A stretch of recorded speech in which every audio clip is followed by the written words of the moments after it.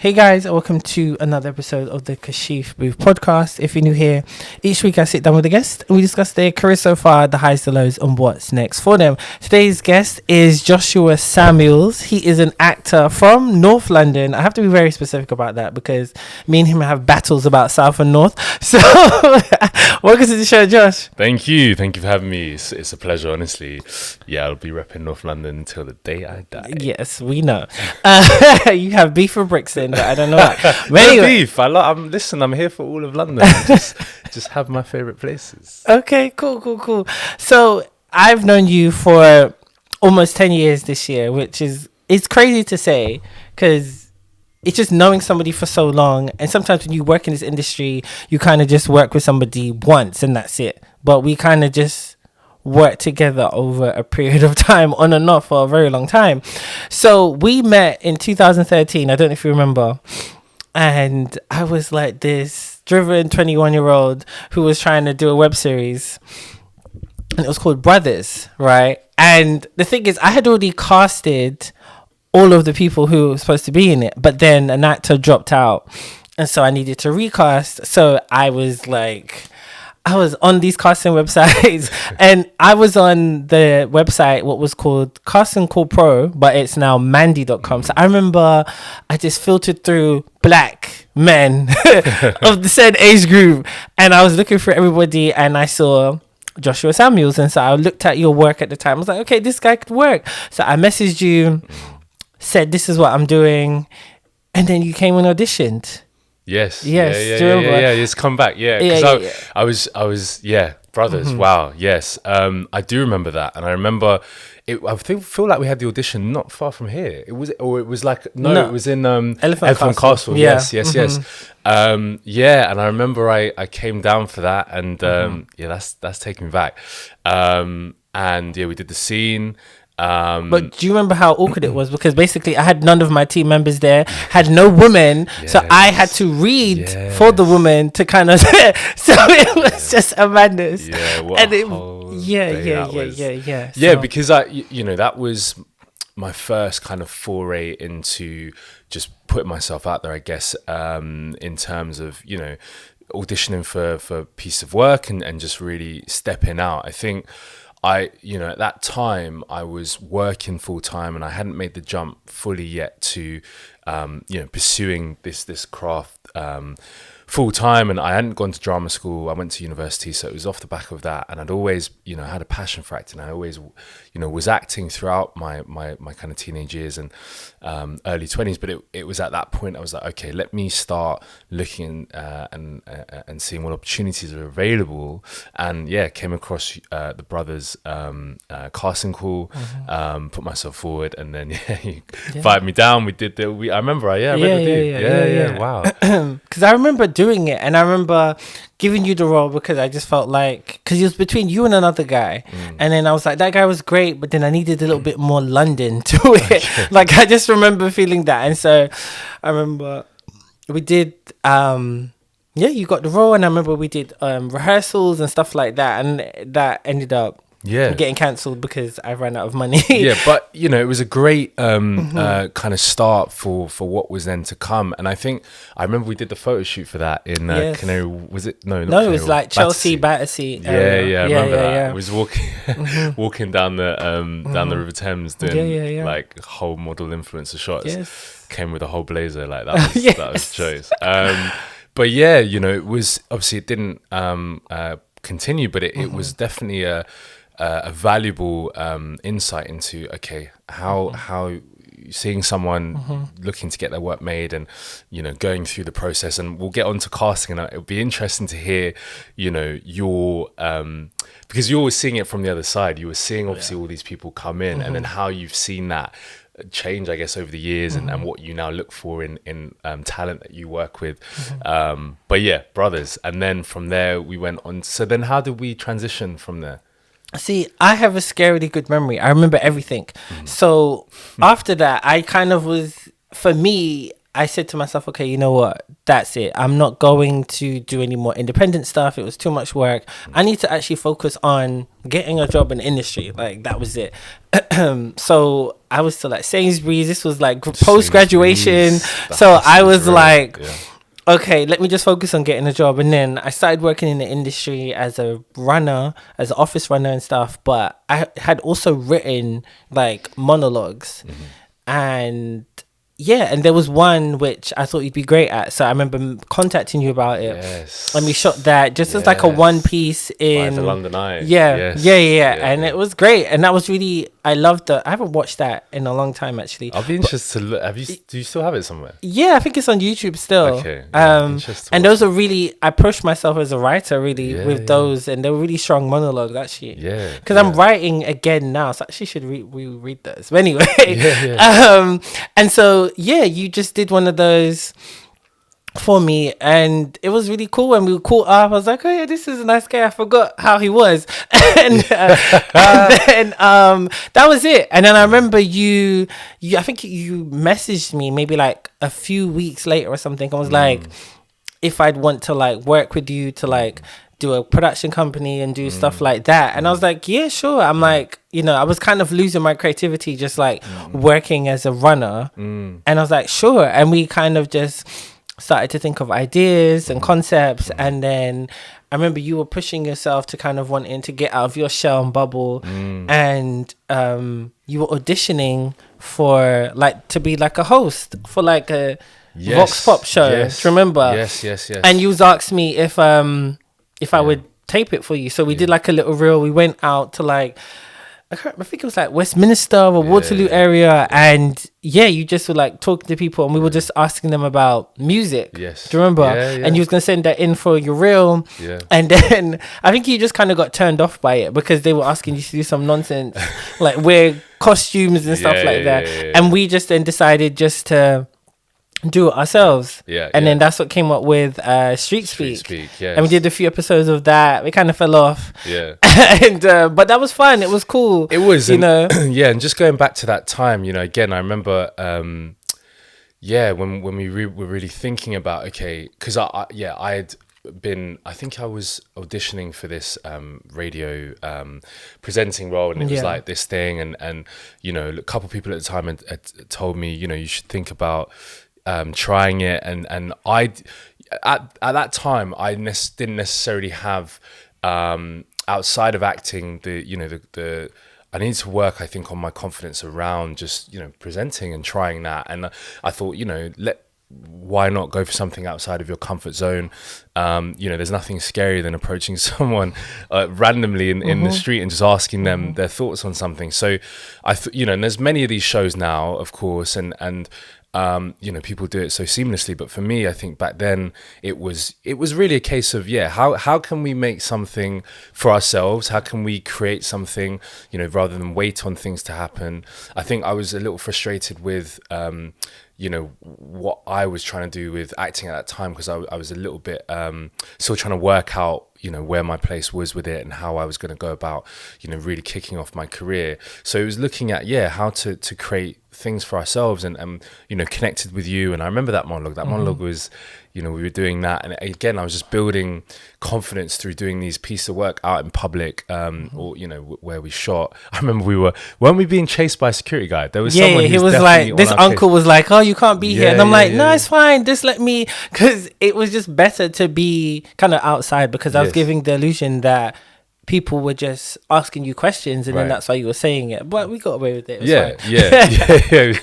Running around trying to shoot this thing. But you know, I think that guerrilla kind of style really you know, captivated me at that time. And I think then you know, I give a lot of credit to you for you know, putting the giving me the kind of wings, as it were, to really fly and you know, supporting the vision. And so we came together, thought about, you know, what names would work. I remember we were going through a whole thing, and then we were like, boom, Street Speak. I remember we was on the train and it just came to you, and I remember seeing your face. It was like a light switch, and I was like, yes, that's the name. That's the name. And so then, you know, then we spent I guess it was the next couple of months after that, shooting a few episodes here and there. I remember we did some at Stratford, we did some in Carnaby Street. Yes. And each time it was terrifying for me. I remember, having to, the speaking to people wasn't so bad. And I remember I used to kind of say to you, how is it, what's it like? But it was the approaching people, I think, was quite scary.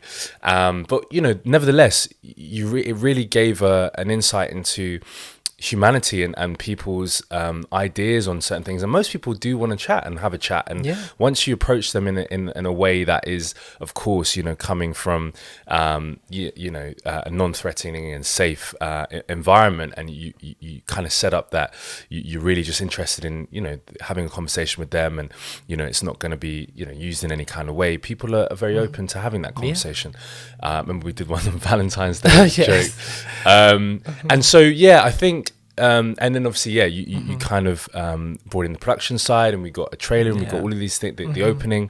It was I think it blossomed, but then of course with things and life and things move on, but I think it was such an important part of my life at that point, and I thank you greatly for the time that you took to invest in me and in yourself as well, because as you said, I guess you were, trying to find yourself creatively as well, and it was another outlet. And I've been, in pure awe and admiration of the work that you've been doing since then. And I'll always say that. And so, so that was Street Speak, and then where did we go from? Oh, so then it was Nate and Jamie. Well, we can get into that because I remember specifically. I remember you had me running up and down East London. We was in Shoreditch, and I think we also went to. No, because I remember there was one day we had a dud shoot, and we was like, I think we went to Dalston, and we went to Brixton, and it was to be talking about gentrification. Right. And I remember it was because there was some girl you were talking to who was telling you about gentrification. I think I was trying to impress someone. Yes. And it just was a dud. Yeah. And I think we ended up in Shoreditch. Right. And we were just talking, and I think we were just having a casual conversation, because obviously, but just you and I with my camera up and down London, and you were just telling me a story about. You could probably tell me in more detail. So you were just saying that how you was with your friend Larry, and I think you said like how you were walking down Shoreditch, one of the streets, and then you saw this girl. Yes. And like, I don't know if you said she was giving you the eye or something. And then you were like, you know what? I need to just like try and follow her and go in there.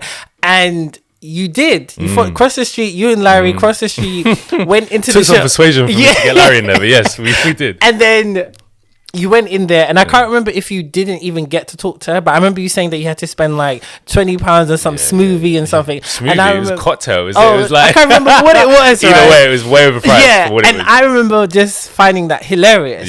And I don't ask me why I remembered it, right? Because you talk about so many things with somebody, and remember we were together, like we would spend the whole day trying to get interviews and stuff like that, and it was just like a couple years later, I was just lacking creativity, so I was just writing scripts, and I remembered that story, so I just wrote it into a script, and it just sat there.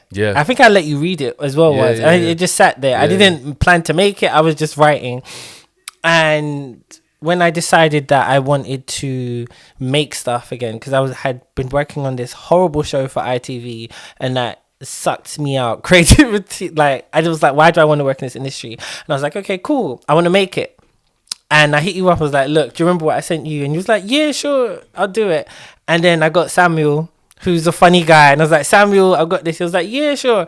And we made the comedy sketch, and that's what it was supposed to be. And I told Samuel this recently. He's already been on this season, and I said it's because of him, kind of like why it turned into Nate and Jamie. What he would do, he would share it with everybody, like do a broadcast on WhatsApp, and then he would send me loads of screenshots and everybody's responses to it.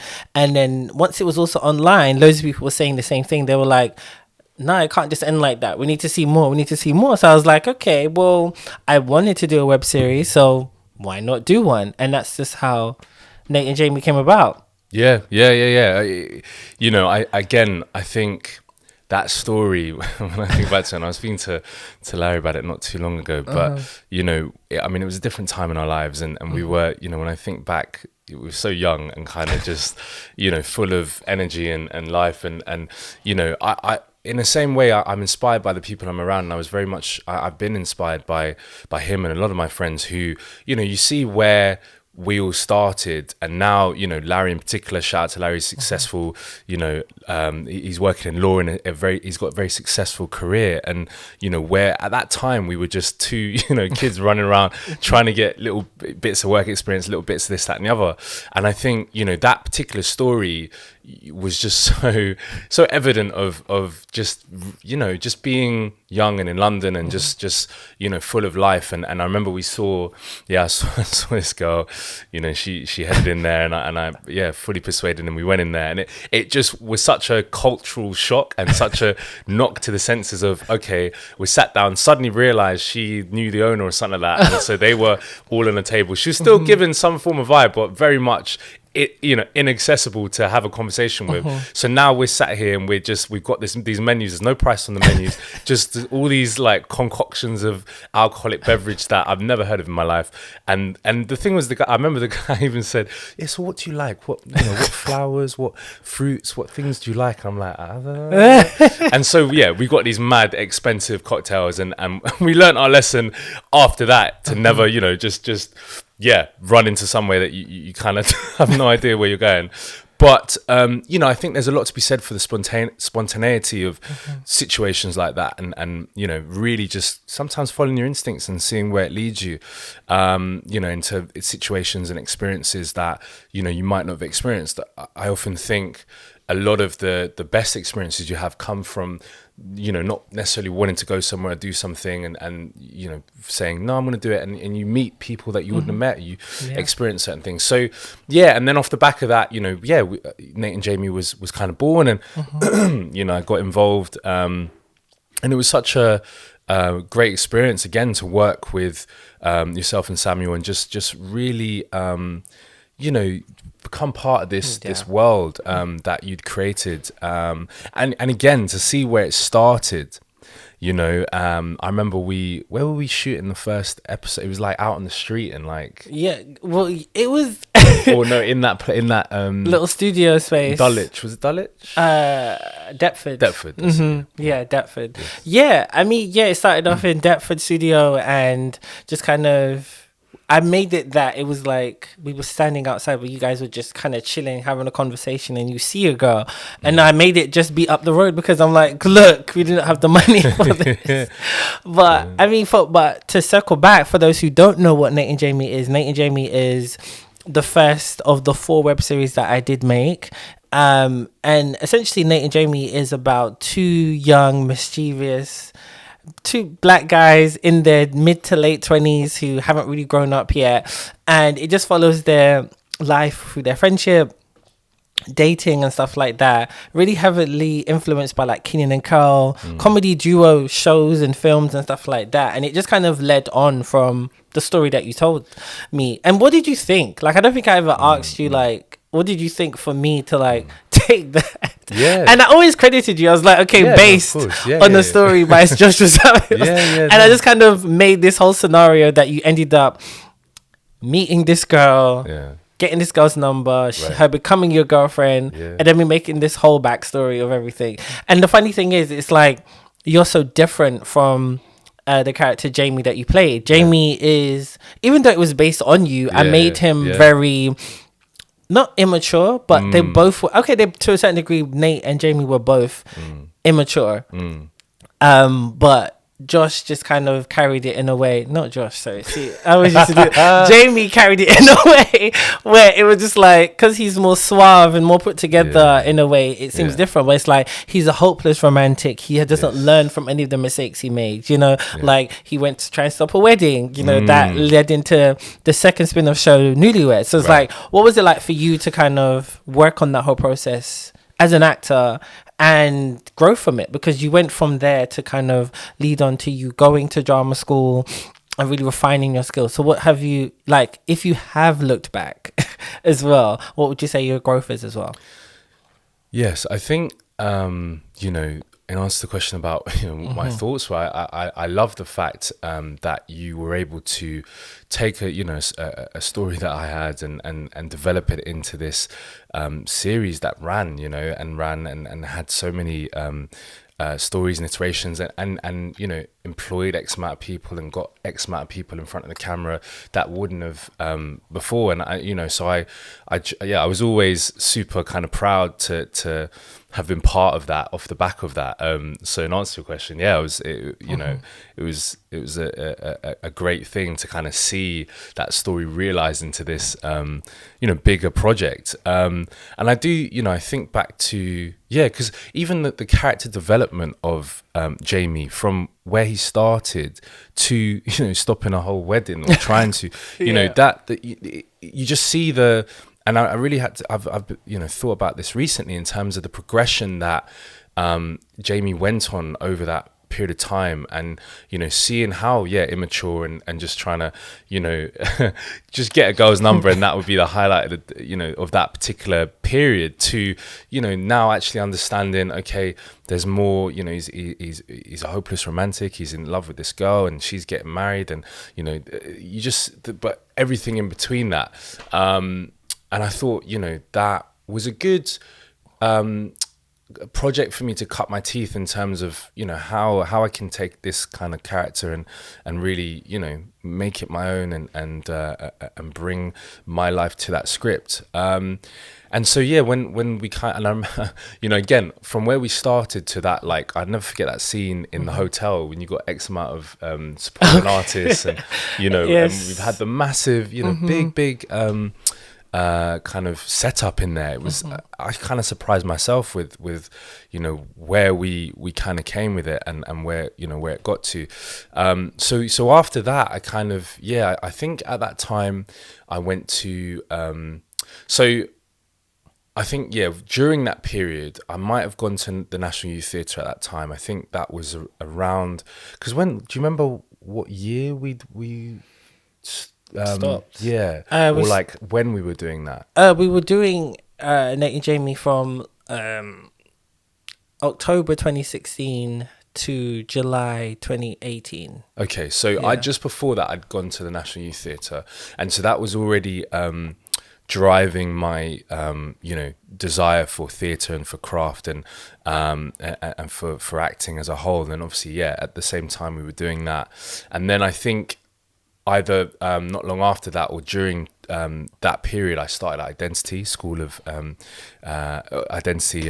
School, and based in Brixton and also Stratford, and I'm sure listeners who will be familiar, but if those that are not, John Boyega and Letitia Wright, Damson Idris all went to this school, and it's a really great a part-time drama school for those in London, particularly, but I know they have a lot of online classes now. They've got a studio in LA for those that perhaps couldn't afford drama school, or drama school in its kind of original setup was inaccessible to them. So it's a very useful a place to spend an evening, 2 evenings a week working on your craft. And I've made such good friends and learned key techniques and processes from that period. So so I was in Identity for maybe 2 years.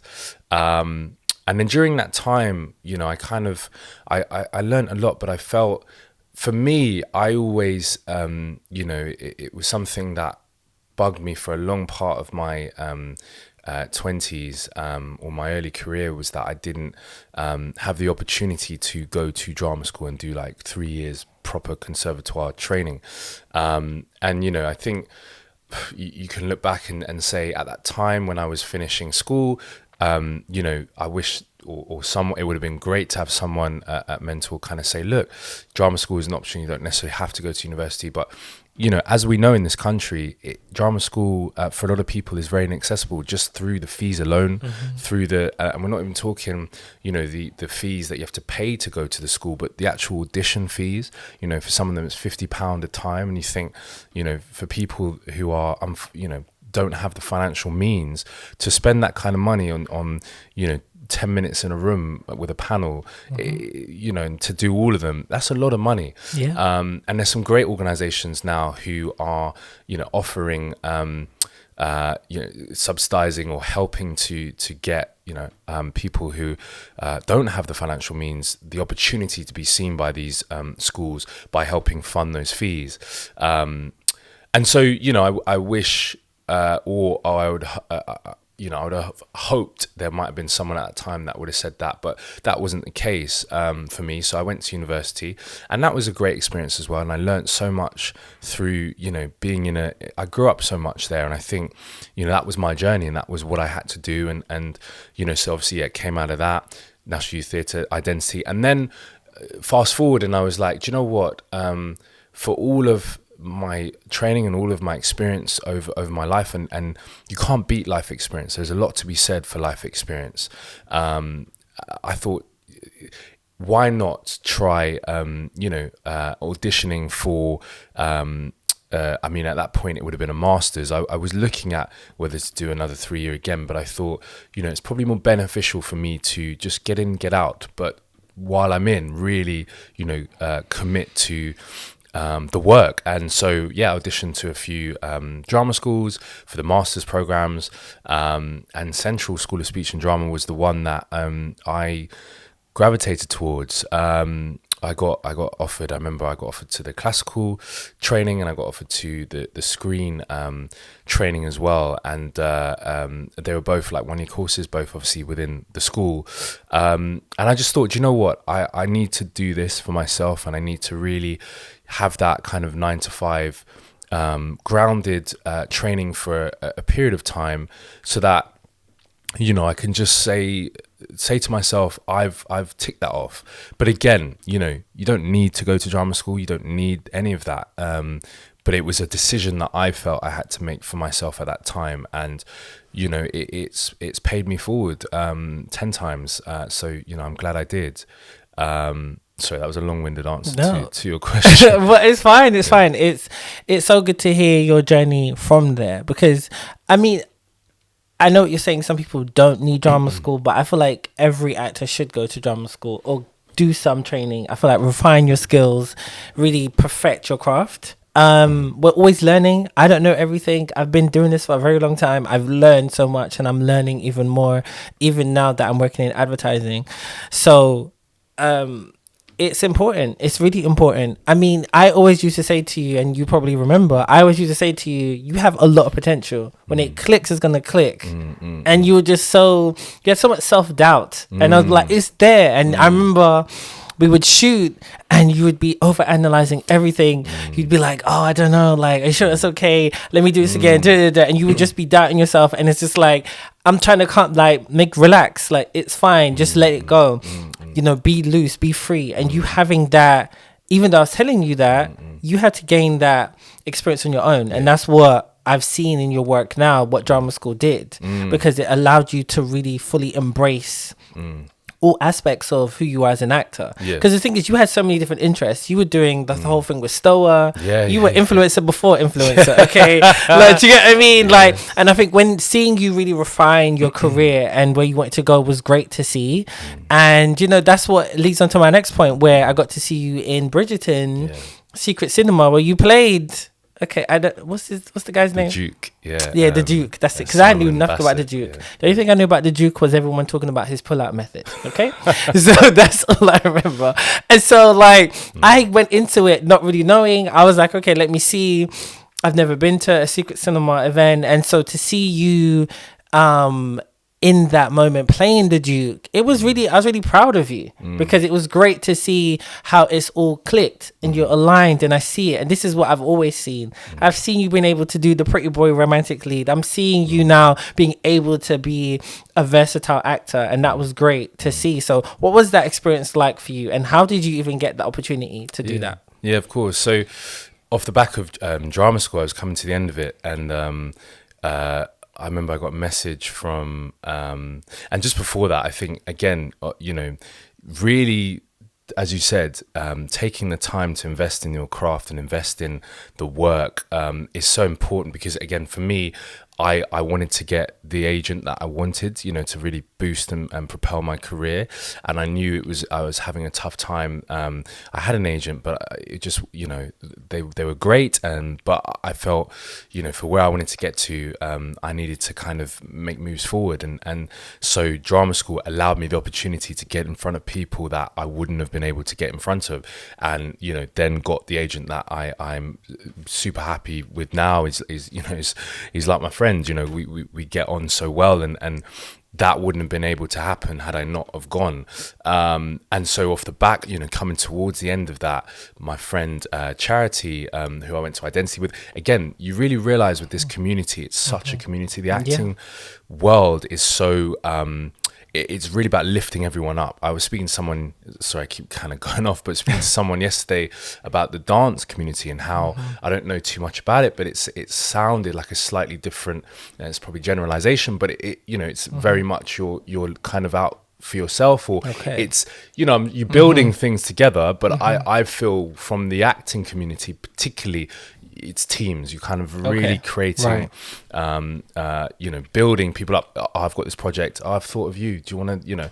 So, and that's no, you know, don't disrespect to any other performing art. But I think, you know, from my experience with the acting world, yes, it can be quite, you know, lonely from time to time, because you are kind of doing these tapes, doing these auditions in your room, you know, to begin with for self-tapes, and then you get in the room and so on before you even get on the project. But, you know, the community aspect is important. So Charity reached out to me and said, I see Secret Cinema. She'd done a Secret Cinema before it was Stranger Things, so she was part of that project they did, and she was like, I know that they're looking at doing Bridgerton, and they're looking for a Duke. And I remember I was leaving school one day and she was like, they sent me the casting brief. They asked if I knew anyone, and I sent your name onto them. I was like, okay, because I remember at that time I'd seen something about it, but again, I just thought, you know, it's so kind of with the self-doubt, you know, it was so beyond me. I didn't think I could do it. I'd never done immersive theatre in that sense, so that was a whole alien thing to me. And so yeah, she put my name forward, and then she said, yeah, send in your headshot and stuff. So I did. And then a couple of weeks later, I got a message saying they're going to have auditions for this show.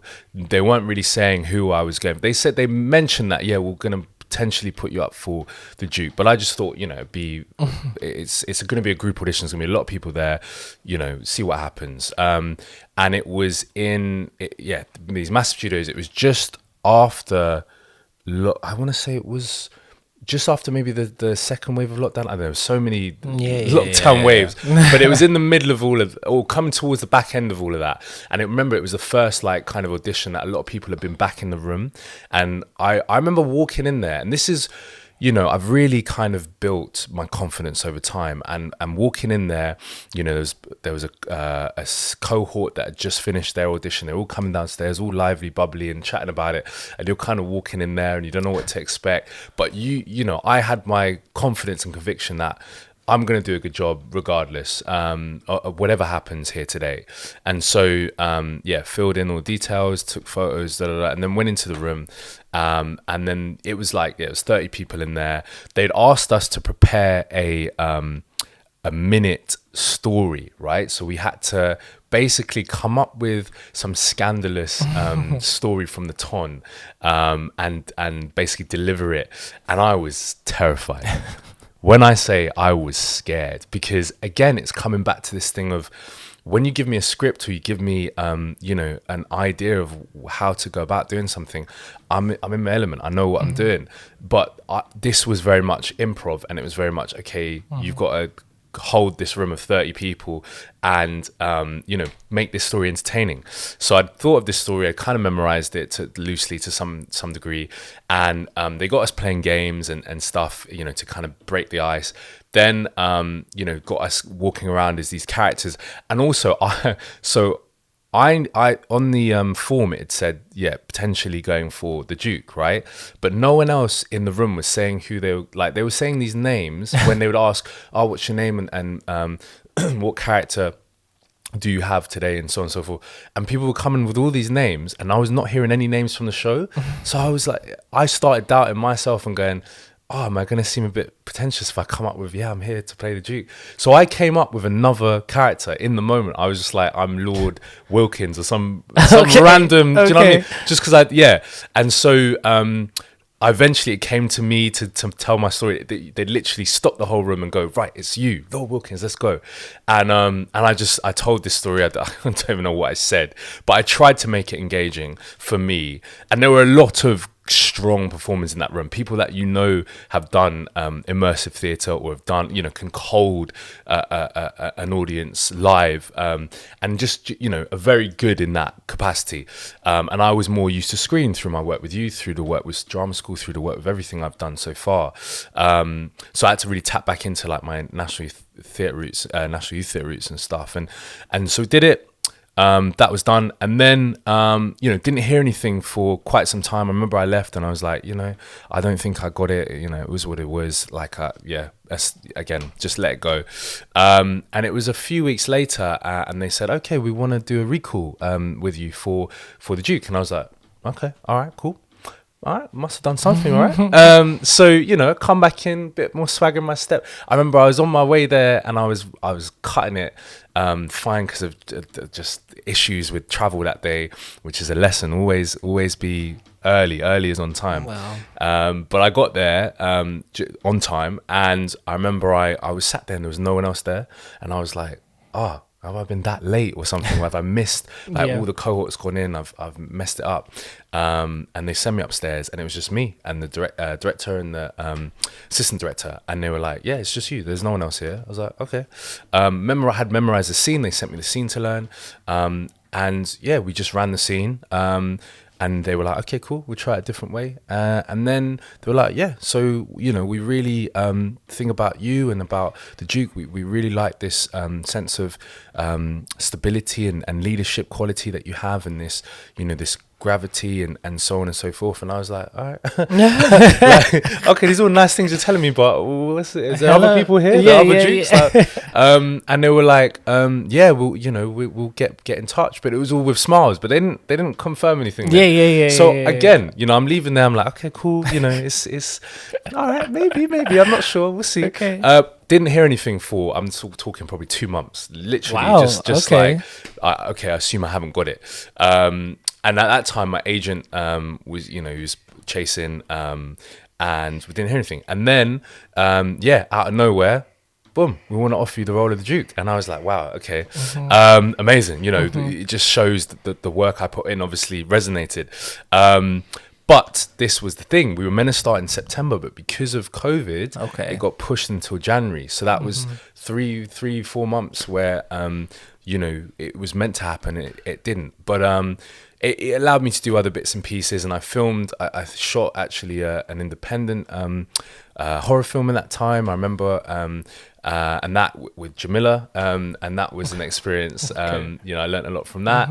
And so then we started, and we went into the rehearsal period. I remember again the first day we were all in a circle, all telling each other. There's 40-50 people now in this production cast, all saying who they're going to be playing, what their name is, who they're going to play. And I remember it got to me, and I was like, "Oh, hi, I'm Josh. I'm playing the Duke." And everyone was like, "Is this the guy?" And I didn't comprehend who this cat.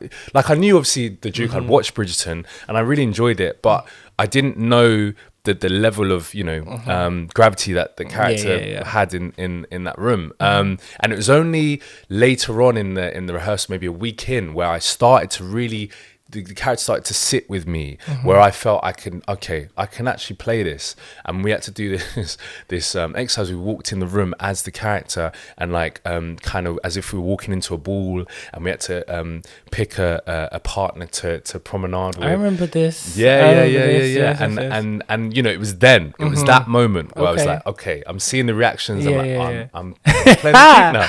Listen. And then you transition that fast forward into the show itself, which you came yeah. and saw. And I surprised myself. You know, there's 800 people a night there sometimes. Crazy. This massive world that I don't know if you know people are not familiar with secret cinema. It's a world that this secret cinema create off the back of a film or a TV series, and you leave your phone at the door, you totally come dressed up in character, and you immerse yourself in you know the world with your favorite characters, with stories, with quests that you go on, and then they have you know key moments from the show being acted out live, or they'll have the film shown at the end, and they'll have key moments with the actors playing those moments as well. So it's such a fun, immersive, engaging experience. But I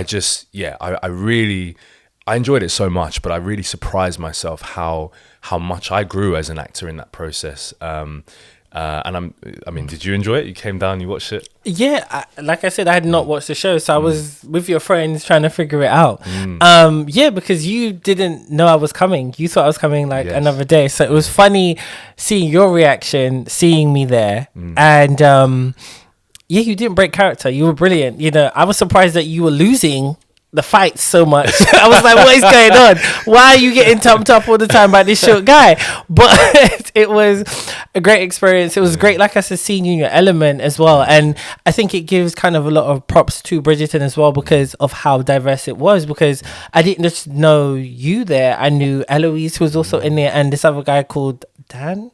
How am I butchering his name? Or is it Michael? Shane. Yeah, Michael. Yeah.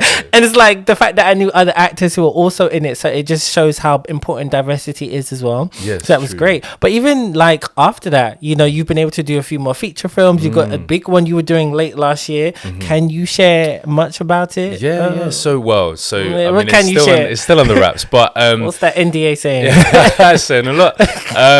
But yeah, I mean, that was such an amazing experience. I mean, you know, from what's out there, it's a feature. It's Emerald Fennell's second feature film. So she did Promising Young Woman. She won an Oscar for that film, and so this is her second film.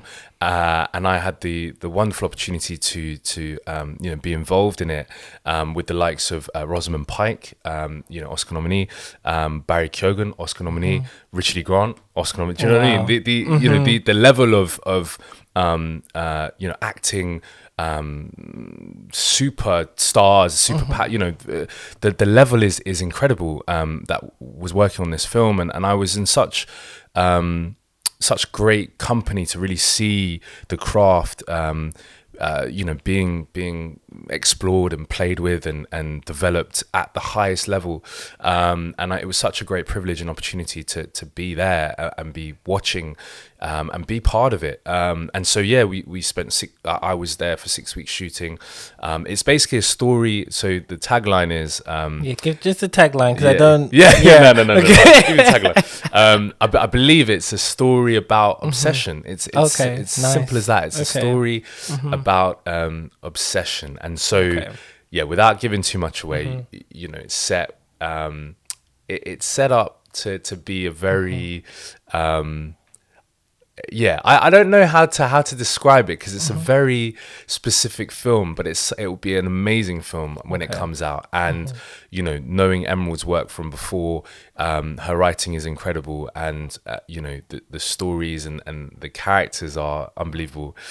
Jacob Elordi's in it, who's from Euphoria. Yes. So did you get to work closely with any of these actors? Oh yeah. Oh wow, I was there with them. I mean, so what was that like? In the green room with them. Yeah, so like, what was that like? What did you learn from it? Because I think that's the biggest thing. What did you gain from takeaway? it? Yeah, I think the key thing I learned was at any level, doesn't matter if it's a Hollywood film, you know, level, or it's Nate and Jamie, we're all just creating something together, and we're all just working out as we go along. Yes, there is a script. Yes, there is a structure, but you have the ability to play within the scenes and find, you know, the best way of creating these little slices of life, these scenes.